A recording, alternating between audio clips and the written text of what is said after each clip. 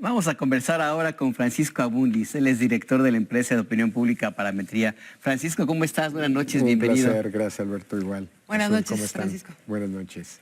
Pues bueno, ahorita platicamos si nos da tiempo del engrudo, pero antes de eso, ¿cómo van en algunos estados de la República la contienda electoral? Buen punto, yo creo que es buena oportunidad para ir revisando algunas de las 9 contiendas. La semana pasada habíamos revisado qué pasaba en la Ciudad de México y tenemos algunos números.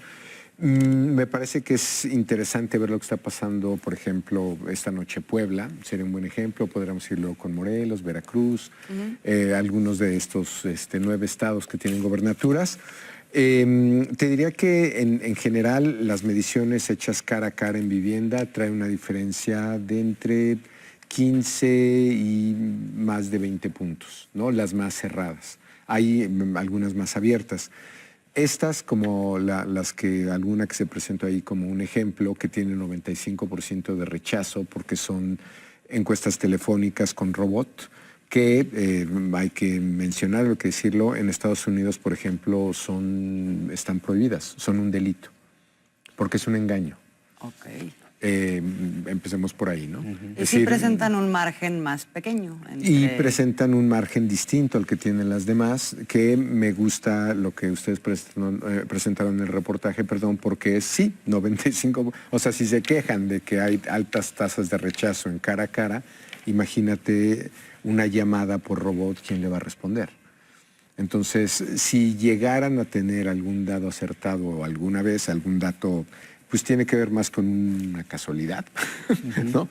Es decir, pero no necesariamente con un tema metodológico, con 95% de rechazo, que por lo menos en eso son honestos, ¿no? Entonces estamos viendo en las encuestas domiciliarias un porcentaje de diferencia de más o menos 20 puntos. Sí, yo me iría, por ejemplo, a la de Encol, que publicó en el Universal, donde Alejandro Armenta tiene una ventaja, 59 puntos, Eduardo Rivera tiene 40, ¿no? Son 19 puntos de diferencia. Me parece que por ahí pueden estar los números hoy. Decir que esto, digamos, comparado con la presidencial, que ya lo argumentábamos en semanas pasadas, es un dato más cerrado. Es decir, vamos a tener voto dividido. Casi cualquiera de estas contiendas a nivel local está más cerrada que la presidencial, lo cual implica que va a haber voto cruzado. Es decir, van a votar más gentes probablemente por la candidata a la presidencia de Morena que por los candidatos locales. Desde esa perspectiva, ¿cómo interpretas esto? ¿Qué está pesando más? ¿Está pasando más la candidatura, el partido, el proyecto, la presidencial? Yo creo que depende del candidato y del lugar. Por ejemplo, te diría, hablaremos ya de Jalisco, que lo mencionamos en semanas pasadas, o la semana pasada durante el debate de cómo se estaba dando esa campaña. Ahí yo creo que, por ejemplo, el candidato de MC, quien tiene hoy día la ventaja, tiene encima una campaña presidencial que le juega en contra, ¿no? En la Ciudad de México tienes una candidata donde la presidencial le juega a favor. En el caso de Puebla, Alejandro Armenta tiene una mayor ventaja porque la candidatura presidencial o la campaña presidencial lo está jalando. Eso dependerá del lugar, pero te puede dar hasta 5 puntos o más. ¿Y hasta qué punto, Paco, estos números que vemos en Puebla y en otras entidades que analizamos y vamos a analizar también, tiene que ver con esa tesis que empieza a repetirse, que ya tiene tiempo, pero que ahora inclusive en el diario Reforma, un articulista, Jesús Silva Herzog Márquez, habla con una frase muy coloquial, en el sentido de que en términos de la elección presidencial, el arroz ya se coció. ¿Está cocido este arroz? Mira, yo creo que el problema a veces de estas expresiones trivializan mucho algo que es mucho más complejo, ¿no? Y yo entiendo que para el periodismo es difícil de entenderlo y es muy difícil hablar en términos de probabilidades. Esta metáfora que utilizan me parece, siento ponerla así un poco torpe, me parece que no viene al caso porque podemos decir que, y lo mencionamos aquí en semanas anteriores, nunca habíamos tenido, por lo menos en mediciones, una ventaja tan amplia en 5 elecciones presidenciales en lo que va del siglo. Es decir, nunca habíamos tenido una distancia de 25 y 30 puntos. Vámonos al dato más cerrado. GAISA, ¿no? Que digo, me parece que es un colega que fue muy preciso en 2000, 2006. Fue el primero que dijo que Fox podía ganar, fue el primero que dijo que Calderón ganaría por un punto.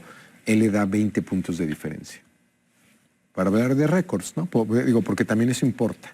O sea, ¿quién lo dice? Estamos hablando de un colega que lleva un cuarto de siglo en el mercado, en la actividad.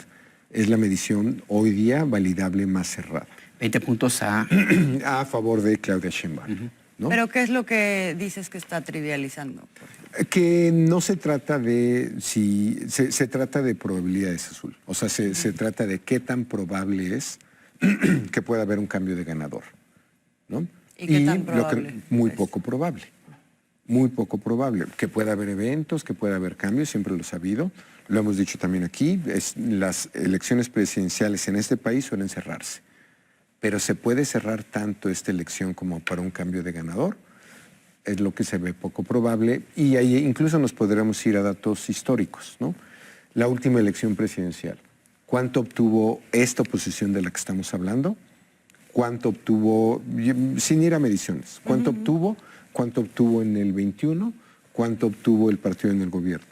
Sumado, si fuéramos y si vamos a simplificar el asunto, eso sumó 37 puntos.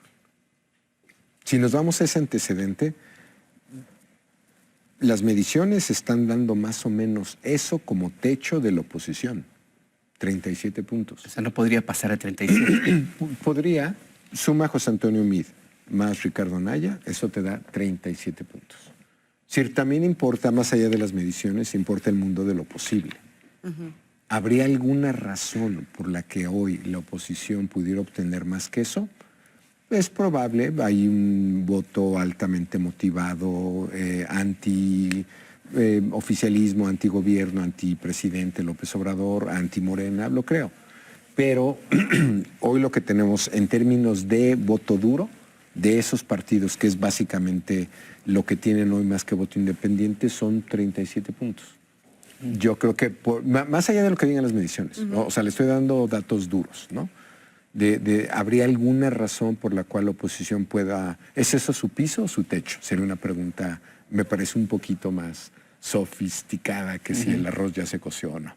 Es decir, yo a lo que voy es que en esto de las mediciones y la preferencia electoral, siento ponerlo así, pero sí nos tenemos que referir a metodologías, antecedentes y metáforas como esta. A mí me parece que entorpecen un poco la discusión. Pero hablando de metodologías y de tendencias, digamos, de que no habría ninguna señal que nos pusiera enfrente que esto se trata de un piso. Faltando 2 meses de la elección no se ve, y por eso me remito al dato de un colega que me gusta, porque me pareció que en el 2000, 2006 era un dato que se tenía que apreciar por haber sido el primero que dijo que podía ganar Fox o el que fue el que le dio un punto a Calderón. Hoy día ese dato dice que la diferencia es de 20 puntos. Pues muy significativo y sobre todo la fuente, como bien dices, Francisco. Me lo parece que es importante revisarlo así, también por récord. Claro, pues ¿no? Se nos acabó el tiempo, nos quedamos como siempre muy picados en este tema, pero ya seguiremos platicando. Seguimos Muchas gracias. platicando, gracias. Al contrario, un gusto. Igualmente.